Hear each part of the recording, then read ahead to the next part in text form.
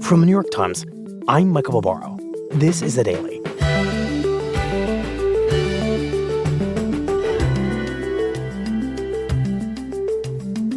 Today, in a historic decision, the Biden administration has just recommended loosening federal restrictions on marijuana that have been on the books for decades.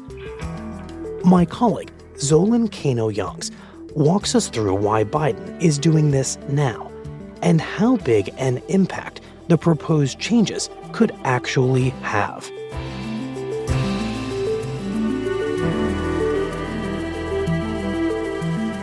It's Thursday, May 2nd.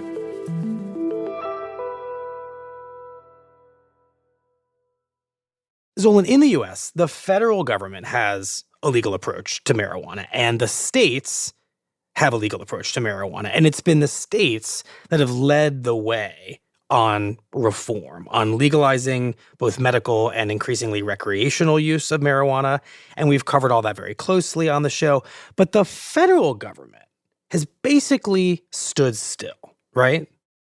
Yeah, that's right. When you look at how the federal government treats marijuana compared to the states, the federal government kind of has been stuck in the past here. States have really taken the lead on sort of relaxing their stance, their policies towards cannabis use. And the way the federal government stays stuck in the past is essentially by classifying marijuana as a Schedule I drug, the most severe category, simply. It's on the same league as heroin and LSD. The federal government, basically, when it comes to Schedule I substances, is saying there's no medical benefit from these substances. It's typically come with longer sentencing, strict fines as well, and also limitations on how much research you can do into these drugs. Right. So in the federal system, a Schedule I drug, of which marijuana is a member, is basically very bad, is seen as having no redeeming qualities, and using them is to be punished, period. That's right. When it comes to the federal government, this is one of the more dangerous substances facing the nation. And then the higher the schedule you get, basically you have more relaxed policies and a more relaxed approach by the federal government. And what have been the practical impacts of marijuana being on that Schedule I list for so long? Oh, look, I mean, for decades, there's been a real human cost to this. From the 90s to even the 2000s, you saw thousands of people that were arrested, charged, convicted for something that many states consider to be legal now. And it goes beyond the criminal justice system, too. Having a federal conviction for drug use on your record can impact you even when you leave prison. I've talked to people that carry that criminal record who say that it's impacted buying property, who say that it also impacts their accessibility of banks and finances. So it has impacted Americans from the criminal justice system all the way to the real estate market as well. Right. All despite growing social and political consensus, especially at the state level, that marijuana is just not the same as the rest of those Schedule I drugs. It's not the same as LSD or heroin. That's correct. So with all that in mind, what has the Biden administration just done in the past 48 hours to change that, as many people would see it, stuck in the past approach to marijuana in the federal legal code? The Biden administration just took a major step in liberalizing the way the federal government treats marijuana. You know, look, it's been a half century now that we've had the federal government treating marijuana as one of the more dangerous drugs in this country. And what just happened on Tuesday is we essentially had the Biden administration saying it's time to get with the times. Technically, what they just did is take a step to removing marijuana from that Schedule I status and say that it should maybe be placed in Schedule III. So basically removing it from the group of drugs that we associate with being some of the most dangerous in this country and moving it over to a category where you're essentially saying, hey, there actually is some medical benefit to this. Similar to some of the medicines such as Tylenol, codeine that you might get at a pharmacy. What exactly would be different in the federal legal system once marijuana is reclassified from Schedule 1 to Schedule 3? Obviously, it's going to mean something different, but practically, what would change? Yeah, look, it's not like as soon as this happens that suddenly marijuana is legalized across the country. That's not it. But this is an important step. It comes as we have seen local prosecutors, local officials kind of moving more in the direction of decriminalizing marijuana. And now this is another step in that direction. The difference being it's a step from the highest office in the country, essentially saying, I want you to exercise leniency when it comes to this drug. That's a message that will be coming from the administration, from the top of the federal government out to policymakers, prosecutors, basically saying, hey, look, the perception is changing when it comes to the federal government. I want to seize on one of the elements you just mentioned, which is that if prosecutors absorb this message, and in theory, so would judges, that this could pretty quickly result in reduced federal sentences around marijuana-related crimes. That's certainly what drug reform advocates and criminal justice advocates hope for when it comes to this. And that's why they've been pressuring the federal government to take action like this. Look, to be clear, there has already been momentum in some cities where prosecutors are no longer imposing sort of long sentences when it comes to crimes like this. But when you talk to advocates, they say, look, a message like that coming from the president is only likely to move other prosecutors that have not taken that step yet. So yes, they are hoping that it continues to sort of push the momentum in relaxing the way that we punish those who use this substance. Okay, where else would we see the impact of this? Right. So then also in the short term, you are going to see a change in the way medical officials can actually conduct research into marijuana uses as well, which when I talk to drug reform advocates say is essential if you ever hope to have widespread legalization across the country. Just explain that. Sure. So given that this substance has been in Schedule 1, there are those who have said we need to learn more about marijuana. And you can only do that by researching it. But the problem is there are these strict requirements and a really, really cumbersome approval process for medical officials when it comes to studying a Schedule 1 substance. So by removing it and moving it to Schedule 3, then you theoretically could learn even more about the potential side effects of marijuana, which those pushing for legalization hope will help their future argument for changing the way we treat this substance. Right. Suddenly it becomes a lot more conceivable that 1,000 people in a clinical trial would be taking marijuana when it's no longer seen by the federal government as a horrible danger. That's right. As the same as something like heroin. And it's not just limited to medical research. It could also impact the business community. I've talked to small business owners and those that own marijuana-related businesses who say that with this change, they would actually be eligible for tax credits that they previously were not eligible for because of the way the federal government classified marijuana. So there's also money to be made here.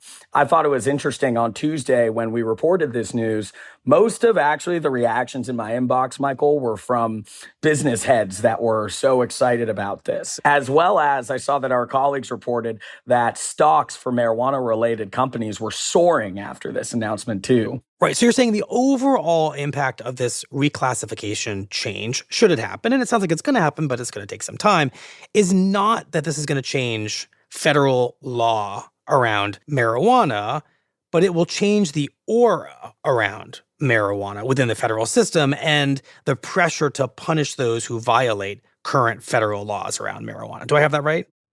Yeah, you do have that right. I mean, it's important to remember that the way that prosecutors impose punishments for those who use this drug, the way that our criminal justice system approaches those who use this, all of those are according to laws that in the federal government's case, it was written in 1971. And Congress needs to change those laws, right? Congress needs to change the laws that dictate sort of mandatory minimums and the specific details of the sentencing that have been imposed on those who use marijuana for decades. And while this won't immediately change everything I just described, what it could do is sort of nudge those on the Hill in Congress who do have the power to change the laws and send a direct message to them that the way the U.S. perceives this drug, it's changing. It's changing now, and maybe our laws should also reflect that change. Got it. So in that sense, this is a bit revolutionary, this change Biden's calling for, and not all that revolutionary at the same time, because it's kind of limited in its approach. As you say, it's a very big, loud nudge. And my question is, why is Biden doing this now? And why is this the approach that he's taking, and perhaps not something sweepier? I mean, why now? We're in the midst of a presidential election. Simple as that. And why this way? That's because President Biden has a very long, complicated history when it comes to criminal justice policy.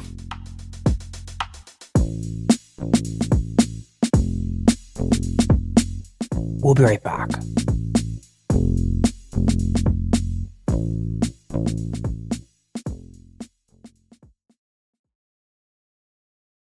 So before the break, you mentioned Biden's long, complicated relationship with criminal justice, and I want you to situate this plan for declassifying marijuana from Schedule 1 to Schedule 3 within that journey.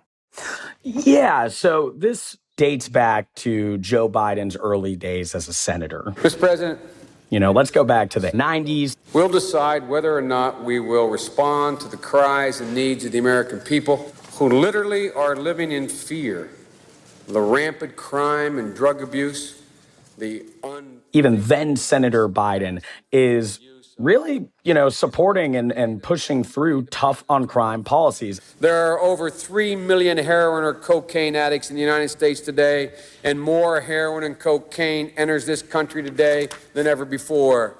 This all came to a head in 1994 when Joe Biden very much became the face of a crime bill. And look, this legislation had a lot of elements in it, but also experts have said it's the reason behind tough punishments and sentencing for those that committed nonviolent drug crimes as well. The average heroin addict, I might point out, commits 200 crimes a year to support his habit. 200 times a year. A heroin addict. So while at that time, it might have been more politically advantageous to go and push something like the 94 crime bill, fast forward to Joe Biden running for president in 2020. And what was once a kind of signature proud part of his legislative background has now become a political liability. And just remind us why. Sure. So you basically, at that point, have more attention on the number of people arrested for nonviolent crimes, convicted for low-level drug crimes as well.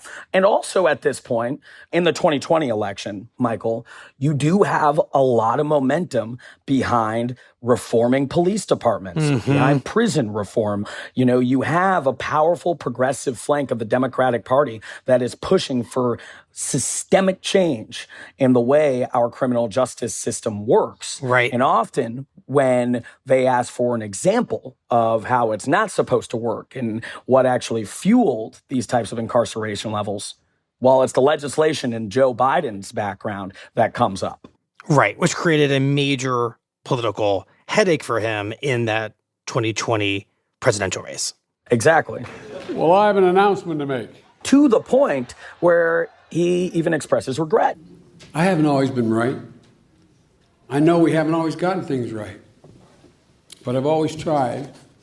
And, while still saying there are aspects of that legislation that he is still proud of, that they did get some things wrong, particularly looking at sort of the way that they had those mandatory minimums for drug crimes, especially. It was a big mistake when it was made. We thought we were told by the experts that crack, you never go back. It was somehow fundamentally different. It's not different. But it's trapped an entire generation. So by the end of the campaign, Now we've got Joe Biden trying to strike the balance, not just talking about sort of tough on crime policies, but also talking about criminal justice reform. And making also campaign promises when it comes to criminal justice reform. That ranges from reviewing the way the nation sort of approaches certain drugs to reviewing the death penalty as well, and also promising to exercise his ability to issue clemency. So you've got these campaign promises while he's coming into office. But almost immediately, you start to see certain signs that the political sort of momentum may be shifting away from criminal justice reform and a little bit more to pushing Democrats like Joe Biden to sort of show once again that tough on crime message. Such as what? One early example, shortly after President Biden comes into office, it was reported that some staffers that campaigned for him and looked forward to joining the administration actually were not going to be hired and that they were losing their jobs. And that's because of past marijuana use. So that was sort of an early sign that caused some real anxiety amongst some criminal justice advocates that some of the other promises he made when it came to drug policy reform, would they drag their feet on it? What kind of message would they send on it? And what ended up happening on that front? So what we start to see are some small steps towards some of these commitments. I remember early in President Biden's term, he had what was sort of advertised as this sweeping pardon announcement where he would be issuing essentially a presidential act of forgiveness for thousands of people that had been convicted for possession of marijuana federally, right? It was celebrated. Criminal justice advocates are applauding him. I spent a couple days actually digging deeper into the numbers on that announcement and reporting a bit more on it. And I found that when you think of the person that's in prison serving years for marijuana charge, that's likely going to be a state crime. Also, this initial announcement impacted possession, but not exactly selling the drug. All that to say, there were actually minimal people in federal prison for a marijuana crime that he had just issued forgiveness on. So this ended up being a largely symbolic forgiveness rather than one that truly changed people's lives. It was a step toward changing the perception, but when you look at the broad problem of the way that we prosecute those who use marijuana, it impacted essentially a sliver of those people. Okay, so given this mixed record overall when it comes to Biden as actual drug policy reformer in the White House, what's your understanding of what gets him to where we are right now to changing his mind on this very big subject of marijuana as not a Schedule I drug, but a Schedule III drug? Arguably the biggest move he's made since taking office. Well, I think the reality on the ground when it comes to marijuana is changing.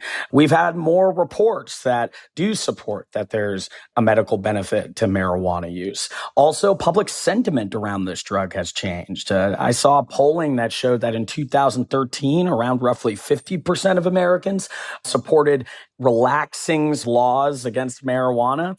That's jumped to 70% recently, too. Wow. There's more Democrats as well as Republicans that are also supporting relaxing our approach to marijuana, right? So it's no longer just sort of a, talking point of sort of the progressive flank of the Democratic Party, but this is actually becoming a very popular policy proposal across the country. And once again, you have Joe Biden trying to put his finger on the pulse of the country and try to basically catch up to where most Americans are at. Right. And as you said earlier, it is a re-election year. That's right. It's also a re-election year. So I've been reporting on this now for some months. This administration is in a tough spot, specifically with young voters, Michael, and has been searching for different policy actions they can take, including at times without the help of Congress, to sort of energize that group of young voters. Think about student loan forgiveness. I know that we've talked about that often. This is another action that the administration can at least take a step on, a nudge, to sort of give a nod to those young voters throughout the country and sort of energize them as we look towards this election. Got it. So a reality of this decision is that it is designed to appeal to the kind of young Americans who are skeptical, poll after poll shows, of Joe Biden, who are enthusiastic about the legalization of marijuana and would welcome hearing that President Biden, someone not from their generation, is starting to see this issue the way they do. Yeah, that's right. And I mean, I have to say, like, again, this stuff isn't easy. There's a risk even to the politics of this as well. Joe Biden, in a way, throughout his time in office, has come in proposing massive policy changes, sprawling legislation as well. And at times, he struggled with this slim majority in Congress to actually implement those policies. So now you have a major step in this process that could energize young voters. But you also have the prospect, can they actually get it done before the election? Can you actually deliver on this proposal? Or are you once again setting high expectations only to become a victim of those high expectations? And yet, if we're being honest, as high as expectations may end up being around this, it's still very much in keeping with Biden's history of fairly slow-moving change when it comes to criminal justice reform and drug policy. As we have talked about in this conversation a few times, this is not legalization. This is something grayer in its approach, and therefore entirely in keeping with the way Biden has approached this kind of an issue his entire career. Yeah, that's right. I mean, this is an institutionalist. This is somebody who believes in sort of the incremental progress that can come about from working within a system. Even this process of reclassification is a good example of what we're talking about. To be clear, it's going to move slowly.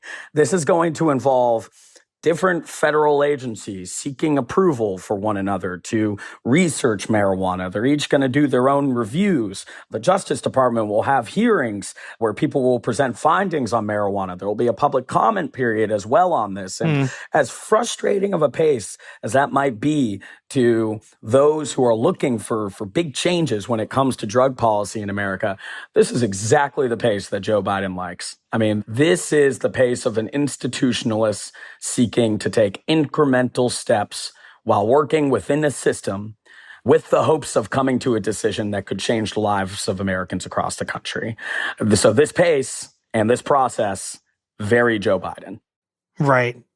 Well, given everything you've laid out about Biden, about the way he thinks about criminal justice and drug policy, I'm curious if you think there is a world where he ever uses the federal government to try to legalize marijuana, a decision that, in theory, could flow over time from what he has just initiated, the changing of the classification of pot. Do you ever think that he would let that happen under his watch?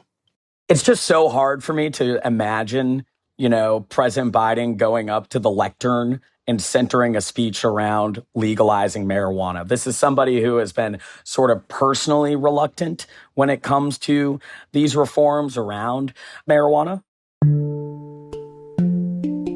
I think what's realistic is he is going to allow these government agencies to go through a very lengthy and slow process in order to sort of get to a decision here.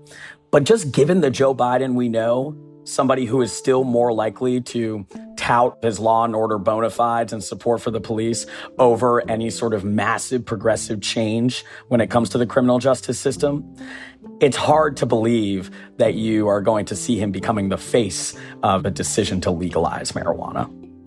Well, Zolan, thank you very much. We appreciate it.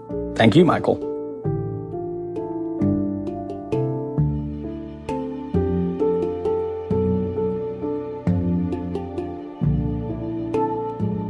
We'll be right back.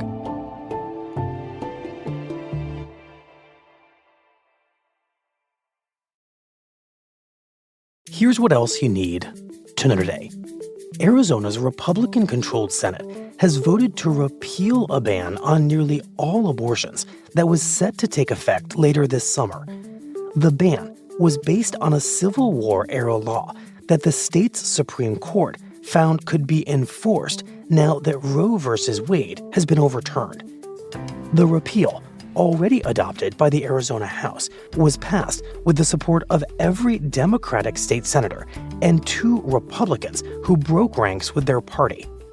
Arizona's Democratic governor is now expected to sign the repeal, blocking the abortion ban from ever going into effect. And Mike Johnson is not capable of that job. He has proven it over and over again. on Wednesday, Representative Marjorie Taylor Greene of Georgia, a far-right Republican, said she would demand a vote next week to remove Speaker Mike Johnson from his job. The move, Greene said, was punishment for Johnson's decision to rely on Democrats to pass several major pieces of recent legislation, including military aid to Ukraine, which Greene strongly opposes. But her plan is all but certain to fail. House Democratic leaders, who are grateful to Johnson for passing the aid to Ukraine, have said they will vote to block the effort to remove him. Their support, combined with moderate House Republicans backing Johnson, would kill Greene's plan before it ever reaches the House floor. I think every member of Congress needs to take that vote and let the chips fall where they may. During a news conference in front of the Capitol, Greene said she relished the chance to force members of both parties, especially Democrats, to go on the record endorsing Johnson as Speaker. I can't wait to see Democrats go out and support a Republican speaker and have to go home to their primaries and have to run for Congress again, having supported a Republican speaker, a Christian conservative. I think that'll play well. I'm excited about it. Today's episode was produced by Mooj Zadie, Alex Stern, and Shannon Lynn. It was edited by Patricia Willens, contains original music by Alicia Baitub and Dan Powell, and was engineered by Chris Wood. Our theme music is by Jim Brunberg and Ben Landsberg of Wonderly.